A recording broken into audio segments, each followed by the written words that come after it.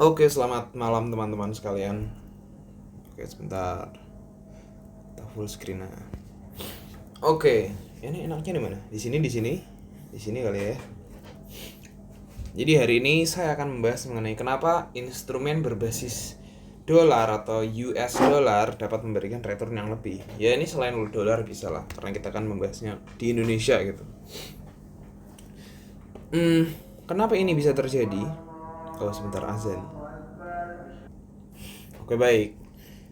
Karena ada yang namanya, aku ini ngawur ya nyebutnya, hiding return gitu, tersembunyi karena tidak terlihat. Nah, langsung jadi alasan utamanya adalah kenapa bisa memberikan return lebih itu karena perbedaan value mata uang. Jadi semisal rupiah gitu, rupiah ini IDR aja, IDR itu melemah ya.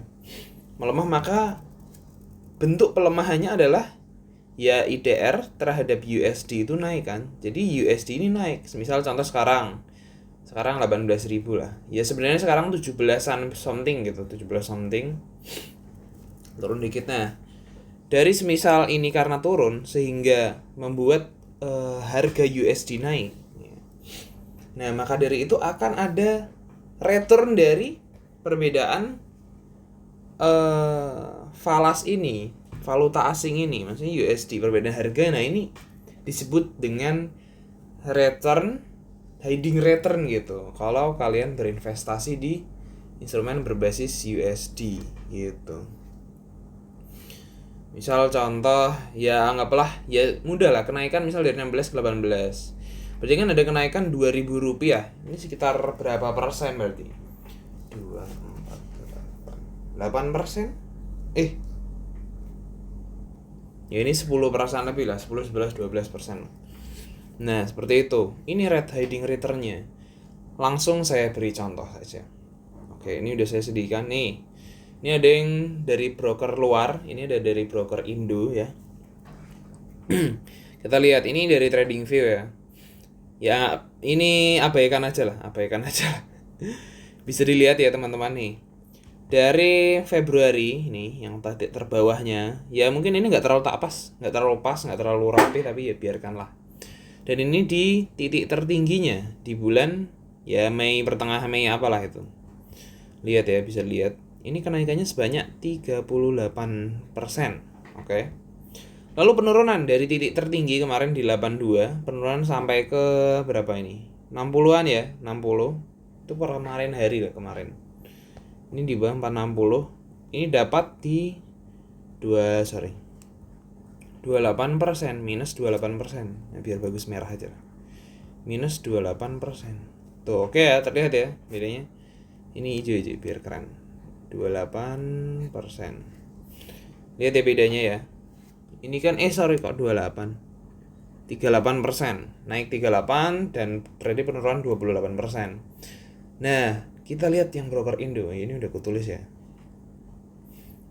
Jadi ini bisa dilihat kenaikannya dari sama titik terbawah ya kan? Titik terbawah di sini juga. Nah, sampai ke di puncak titik tertingginya di angka ini 1,4 miliar ya dalam rupiah. Kalau terendah kan ini 1 miliaran ya, 1 miliar something. Nah ini tuh 42%.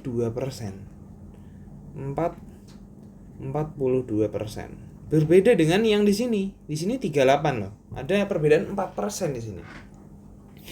Kita lihat penurunan juga. Yang tadi di sini 28, kini di sini bisa kita lihat dari titik tertingginya sampai ke 60-an ya berarti sekarang 60 terdapat 25% yang dimana sebelumnya itu 28 kan ya enggak, sebelumnya 28 nih tuh bisa kita lihat 28. Jadi bisa kita lihat perbedaan dari kenaikannya di sini sebanyak 38 dan di sini ada 42. Artinya ada perbedaan 4% di sini. Ada tambahan 4% kenaikan dari Bitcoin ini pada bentuk dolar. Ini aku bukanya di peluang ya. Peluang. Dalam rupiah. Sorry, bukan dalam dolar, dalam rupiah di peluang. Ada tambahan 4%. Dan penurunannya yang di sini 25, yang di sini 28. Berarti apa ya? Ada pengurangan sebanyak 3%. Karena apa? Kembali lagi, udah jelas ya di sini perbedaannya, bisa di screenshot atau apalah terserah. Nah, ini buka trading view. Ini agak ngawur ya, tapi nggak apa-apa lah. Ini cepat aja kan. Nih, bisa lihat ada perbedaan ya 5% lah, anggap aja 5%. Nah, di sini 4%. Ini tanggal aku ngepasin ya, mirip sama apa? Titik ke sini sama sini. Ini juga dari sini tanggalnya sama. Ya, sini. Ini juga. Ini kenaikan harga dolar berarti karena rupiah melemah sebanyak 5%. Ya. Nah, di sini kurang lebih mirip-mirip lah. Ini kan perbedaannya 4% ya. Perbedaannya kan ada 4% ya. Dari 38 ke 42 itu 4%, 5% lah. Nah, di sini juga kenaikannya mirip. Harga dolar naik sebanyak 5%. Maksudnya berarti rupiah mengalami pelemahan. Dan selanjutnya saat penurunan ini kan 28, di sini ada 25, ada jarak 3%. Nah, ini rupiah juga ini aku pasin titik tertingginya atau ya di sini kayaknya sepertinya. Ya 3%, 4% lah. 4%, 3% something lah. Nah, itu karena di sini ada kenaikan harga dolar. Maksudnya pelemahan dari rupiah itu sendiri. Maka dari itu, jikalau kalian berinvestasi di aset yang berbentuk dolar berbasis USD, maka returnnya itu akan ada tambahannya gitu, walaupun memang tidak langsung terlihat. Berbeda dengan kalian membeli saham Indonesia gitu. Misal kalian beli apa ya? Beli BBCA. Nah,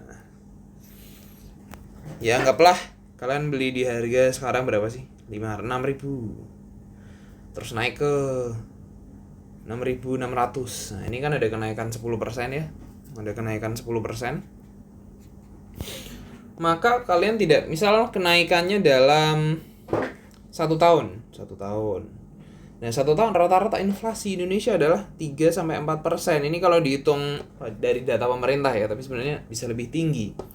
Nah, maka kalian harus mengurangi profit kalian dengan inflasi ini, karena inflasi ini kan ya kenaikan dari harga barang, yang dimana penyebab dari ini adalah ya kenaikan harga dolar. Ya melemahnya rupiah juga sama aja. Soalnya kan kalau kondisi sekarang kan ya melemahnya rupiah, bukan menguatnya dolar. Begitu.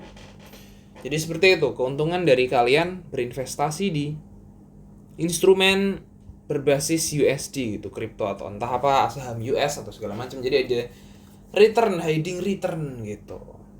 Nah, cara menutupinya gimana?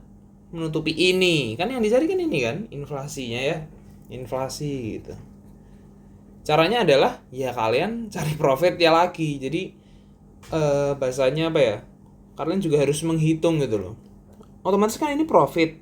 Terus profitnya dikali 3% ya kan? Nah, 3%-nya itu ya untuk ini inflasi. Sorry ya, ini catatannya agak berantakan. Jadi otomatis kalian harus cari return yang lebih untuk menutupi ini. Agar apa? Agar value uang kalian tetap sama. Bukan tetap sama, ya tetap sama, ada backup. Kok backup sih? Disamain dengan tambahan return lagi gitu. Seperti itu kurang lebih ya. Kalau ada yang mau bertanya, silahkan tanya di komen. Mungkin ada saran atau pesan gitu, karena ini saya masih sangat pemula dan ini benar-benar refleks aja langsung buat video ini gitu. Mungkin terima kasih dari saya. Peace out.